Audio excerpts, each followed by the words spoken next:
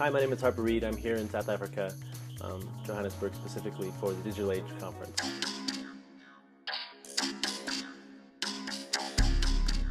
Call him a geek, call him a genius, hell, call him whatever you want. We sat down with the man behind Barack Obama's online and social media success. This is the Mags on Media exclusive with Harper Reed.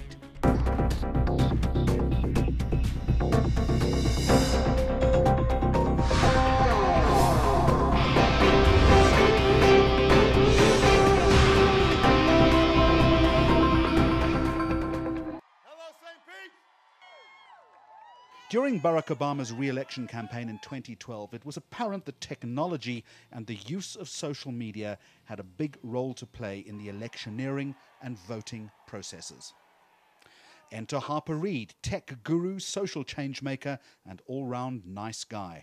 He became instrumental in the ultimate success of the Democratic drive for another term in office. And I was like, guys, do I need a suit? And they're like, no. And I'm just like, come on, I probably need a suit to meet the president. They're like, no, you look great. And I think one of the reasons I was hired is because I looked like a tech guy.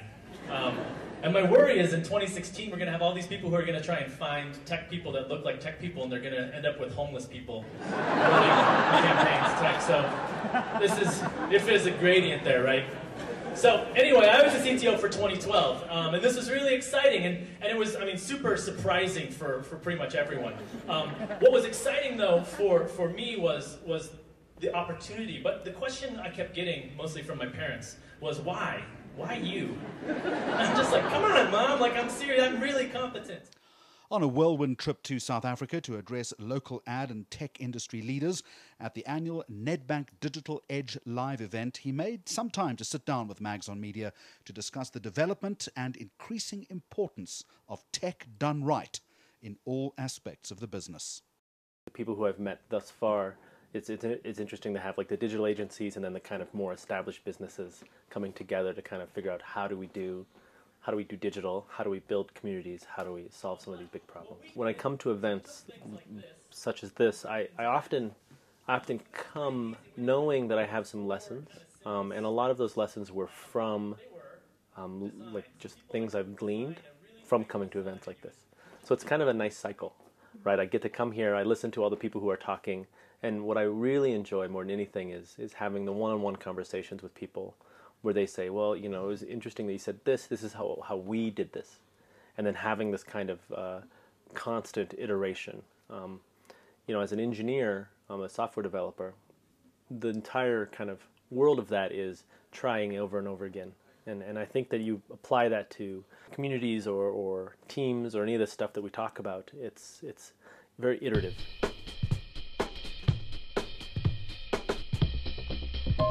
When you visit his website, it boldly states that he considers himself to be pretty awesome and probably one of the coolest guys on the planet.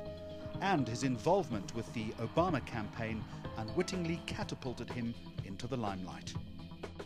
Well, it started back in the early 2000s. I was working at a company called Threadless, and the CEO of Threadless, on his website it said something like, the world's coolest guy. And so when you search for world's coolest guy in Google, he was the first one. So I was like, how do I do this? And so I just started doing that. And then, it was years and years ago. And so I just never changed it. Well, he's probably still the world's coolest guy, but I'm awesome. But the thing that's funny about this is, I did the campaign. And the thing about the campaign is you don't think about what happens after the campaign while you're in the campaign, because you're so focused on what the task at hand, you end up really thinking, okay, what is happening today? So then, we win, everything is happy.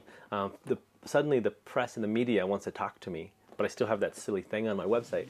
So then everyone is just like, so you're the awesomest guy, well, pretty awesome, or whatever it says. And I'm just like, oh yeah, you have to have fun and you have to be able to laugh about yourself. We're never as important as we think we are, and it's you just kind of have to have fun. So I keep it, and I think it's funny, and then I haven't. I guess I've proved that I'm pretty cool, I guess.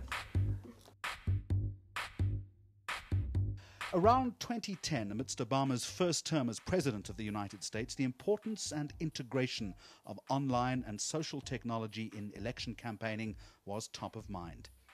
Politics needed to keep up with technology employed in all other sectors of business. The Democrats needed someone who could bridge that gap between high-tech innovation and user-friendly applications that would be accessible to American voters. You know, the idea of going from doing tech to doing politics, largely I think it's just doing tech. What happened instead was politics came to tech. The people who were, involved with the campaign, they realized pretty early that they really needed technology involved with campaigns. So I had to do a couple things. The first thing I had to do is hire a lot of people. So I hired about 40 software engineers. I just stepped out and said, hey, who wants to work for the president? This was pretty easy, right? If you look at the history of the Democrats in the U.S., around 2010, we lost a lot of seats in the Congress. However, we used some really good analytics, and we started to use some really big technology, and the people at the DNC and various places in the U.S. for the Democrats really helped this happen through pretty high tech.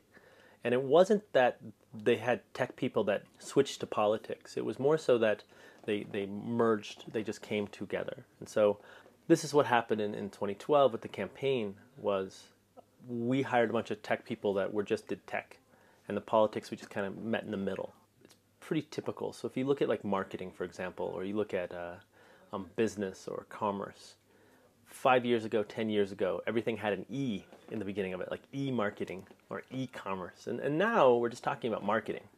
It's like we talk about the blend of the digital agency and the regular agency, and they're just doing the same things now, whereas 10 years ago you had two. And I think what we're seeing is we just saw e-politics is what we used to have, and now it's just politics. Just ahead, we find out how a lone software developer revolutionized the art of technology in political campaigning.